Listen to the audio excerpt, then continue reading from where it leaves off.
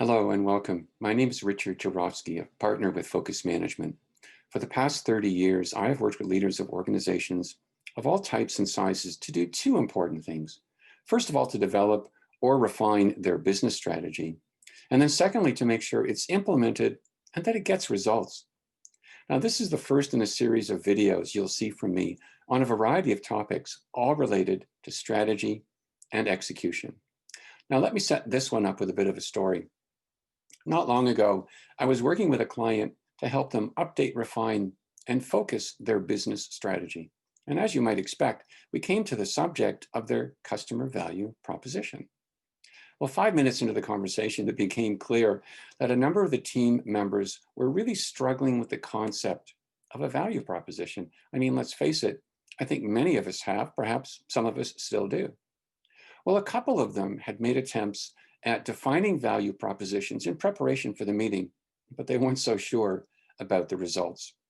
So we needed to take a step back before moving ahead and answer a few key questions like, well, first of all, just what exactly is a customer value proposition? What's it for? What's the real point? Is it worth the trouble? When you're developing a value proposition, how do you know what you're aiming for? How do you know when you've got it? How do you know when you're done?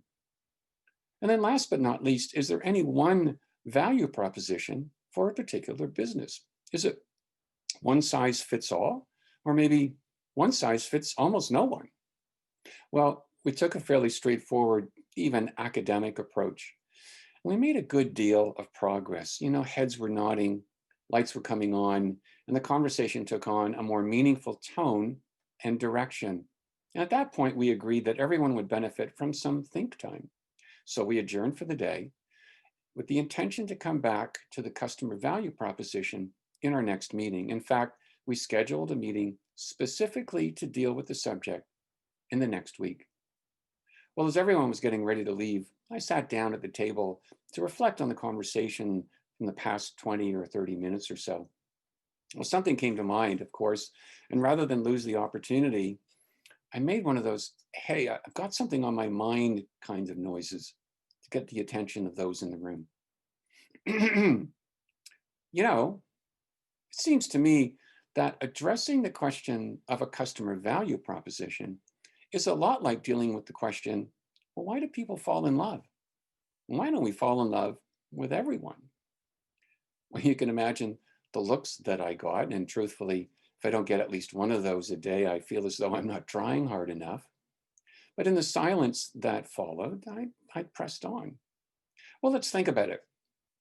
The customer value proposition has two basic critical elements, the value statement and the positioning statement.